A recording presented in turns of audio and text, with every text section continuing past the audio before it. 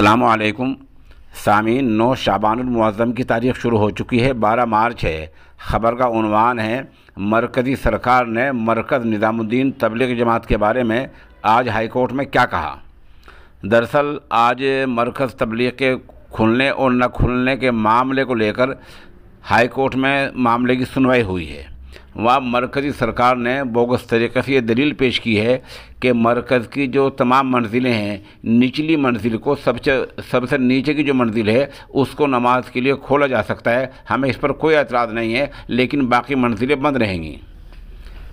वक्फ़ board के वकील ने इस पर सख्त एतराज़ किया है और ये पूछा है और अदालत को ये बतलाया है कि जब दिल्ली में तमाम चीज़ें खुल गई हैं, बाज़ार खुल गए, शराब खुल गए, सैनो महाल के अड्डे खुल गए, बस अड्डे खुल गए, तमाम चीज़ें खुल गई हैं, तो आखिर मरकज़ को खोलने में परेशानी क्या है। सवाल यह है कि मरकज़ी सरकार ने क्या किसी बाज़ार के बारे में कहा कि बाज़ार की निचली मंजिल खुल जाए और ऊपरली बंद रहे?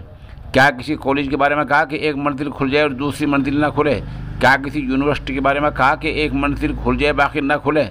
क्या किसी सैनो महाल के बारे में कहा कि निचली मंजिल खुल जाए और बालकोनी ना खोली जाए? मरकज़ी सरकार ये बयान मजहबी तफरीक की बुनियाद पर दे रही है जो बोगस है, और हमारे वकला को इस बारे में मजबूती के साथ अपना मामला लड़ना चाहिए। और बहुत अच्छा किया हाई कोर्ट में जो आज वक्फ बोर्ड के वकील ने दलील पेश की है वो बहुत मानाखेज है, बहुत अच्छी दलील पेश की है। अब हाई कोर्ट ने तमाम बातों को रिकॉर्ड कर लिया है और पता ही चल रहा है कि मामले की अगली सुनवाई अभी पीर के दिन होगी।